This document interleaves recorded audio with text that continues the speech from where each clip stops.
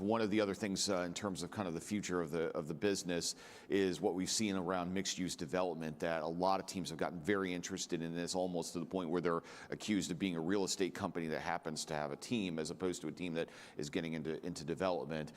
You've got some projects going on in Boston. You just did a big thing in Daytona. Where is this sports facility as town center concept going?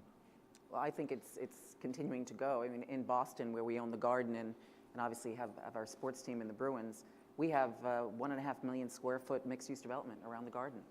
Why? Because we're creating a destination zone for not only folks that are going to the game to be able to enjoy more than just the game, with restaurants, we're building a hotel, we're building an office block, there'll be live music venues, and it's all about having a destination zone for people to be where the action is, but not necessarily watching the action. It's another way of participating in a game. And we're looking at not only around the development as well, around the Garden, having this, we call it the hub development, but also inside of the Garden, we're building out different venues, different go-to places that aren't necessarily about what's happening down on the floor, trying to attract a younger demographic.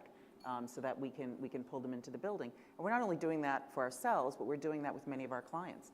We're working with the Packers in Green Bay and looking in Titletown, and we operate some of their operations outside of the bowl. Obviously, we're inside of the stadium, but we're also operating some operations outside the stadium, and we're actually ourselves going to be opening up a new entertainment venue in the next couple of months. We worked with the Ilitch family in Detroit, where they obviously we worked with them to build Little Caesars Arena.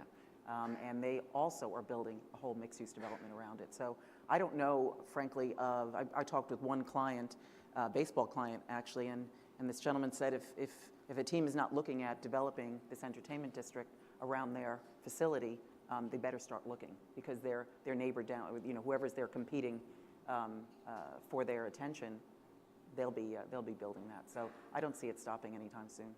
And Craig, what did you see in Daytona from this? Yeah, we just recently finished a project called One Daytona directly across the street from the Speedway.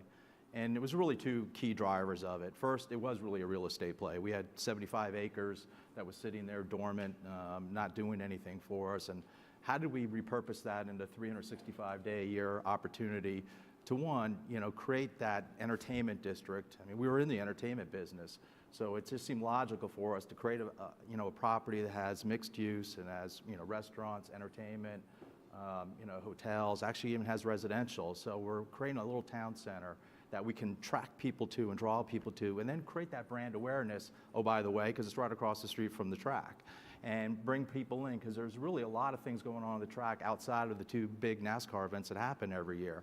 So it's a strategy that we started. We're actually seeing very early success with it, and as we look at all the different property we have around the country, is this something that could be redeployed, those assets that are sitting idle, candidly, a good portion of the year. Again, can I just add to this, just from the casino industry's perspective, it is so fascinating, and Maureen sits in the middle of both of those, right? So she gets to see the gaming side of it, and she gets to see the sports side of it. But when PASPA was repealed and we could finally sort of join forces together, it is fascinating, because the casino industry looks at things very similarly to the sports industry and how you draw people into your facilities. And you'll notice, if you look around the country, you see a lot of arenas next to casinos. I just read an article this morning, and it was one of the states was talking about how they have, one of the operators there's phone is ringing off the hook because people want to come for March Madness. They want to stay at the hotel, they want to stay at the casino, they want to partake in March Madness, and it's a great draw. So that whole synergistic effort it's going to be tremendous. And you've seen that now with T-Mobile in Las Vegas, right, hopefully with the Raiders, all of that coming together. And we've had it at Dover for many years. We had the casino there, and Kansas formed a partnership with Penn Gaming and built on Turn 2. We have a casino sitting there right on that property as well, and it has been a huge success for us as well. Yeah, the common theme is creating an experience, right? So whether it's a gaming experience, a sports experience, a restaurant experience, a lodging experience, our clients, our guests, if you will, our fans, they want to be able to have all of that when they go somewhere, and that's what these mixed-use developments are providing for them. And Eric, what we're seeing, working with so many different properties, and especially the ones that are starting to get into spaces, we help them manage their data. So they have these huge databases of season ticket holders and single game buyers and people that come to the building for concerts. The really good teams and smart teams are starting to figure out, like, how do we now purpose this data to actually drive more tune-in, more throughput in some of the commercial and real residential stuff that we do on. So we're seeing a lot of, we're having a lot more conversations with data scientists and with analysts about here's what we own. Like, we own this kind of thing that has all this value. How do we go out and purpose against it so we can drive that throughput? So the day that we don't have a game, we're still putting butts in seats that are in the bar or in the restaurant or in the store. So it's been a really interesting transformation over the last couple of years of working with these clients to really think beyond the ticket. So. Well, but the other half of that for you, I would imagine that that's been already a lift for the Live Nation piece of this in terms of the concerts and comedy acts and so forth. Yeah, no, I mean, look, I always say that we're owned by Live Nation, but they're our biggest client too. So when we have agency services that we provide our clients, my biggest client of my agency that I run is Live Nation. So how we get out against their buildings or against their tours and make sure that we're doing everything we can to put butts in seats, to create engagement, experience, all the different things, and communicate and remarket, retarget as quickly and as effectively as possible.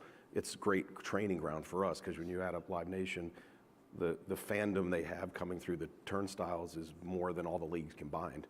So, we have a great boss in Michael Rapino. We also have a really tough client in Michael Rapino. So it's an interesting dynamic.